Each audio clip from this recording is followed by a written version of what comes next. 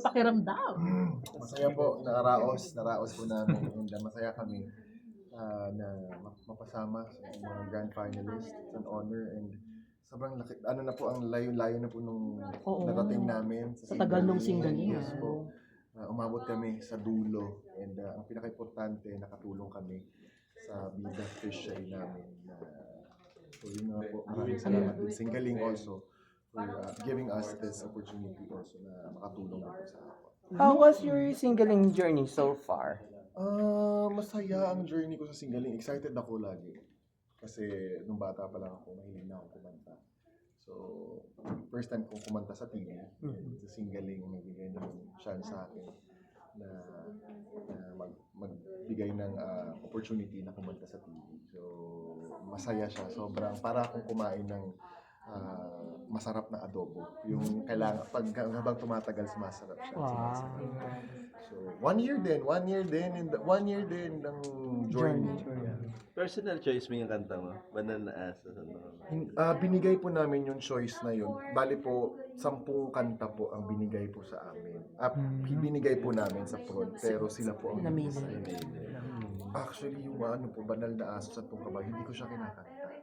First time ko siyang kantahin sa Singgaling. Inaral ko po talaga yung song. And kasi nung matagal ko na siyang naririnig dati, gusto ko yung message ng kanta and kung ano yung mga nangyayari sa atin ngayon sa Pilipinas. So parang yun yung gusto kong iparating kanina sa performance ko na yung mensahe ng kanta. Kasi narinig ko rin yung version ni Janine Berdin, tapos yung original. Ang ganda nung kwento, ang ganda nung, so rurok din yung, ang taas ng mga expectation ng tao pag kinanta mo yung Banal na Aso sa Tungkabay. So parang isang challenge din yun for me. Nagawa ka Gumawa na ako ng ganun. So, and first time ko siyang kantahin sa stage, first time ko siyang aralin, first time ko siyang, kaya since Feb, nung binigay sa akin yung song, since Feb 1, nag-aral na ako ng song. So, inaral ko na siya. Everyday yun. Everyday, bago nasa kotse ako. Pag naliligo ako. So, yung mensahe ng kanta, talagang himay-himay. Talaga lang, That's with the effect pa nung... Yes po, yung... Personal ano ba yan? Oo, personal siya. Para siyang blood na nag-splash. Para siyang blood na nagsasplash sa face. Kasi diba, ang daming nangyayari sa atin ngayon sa Pilipinas. So, parang yun yung mensahe ko na iparating doon sa kanta. Paano ka nag-prepare for this performance?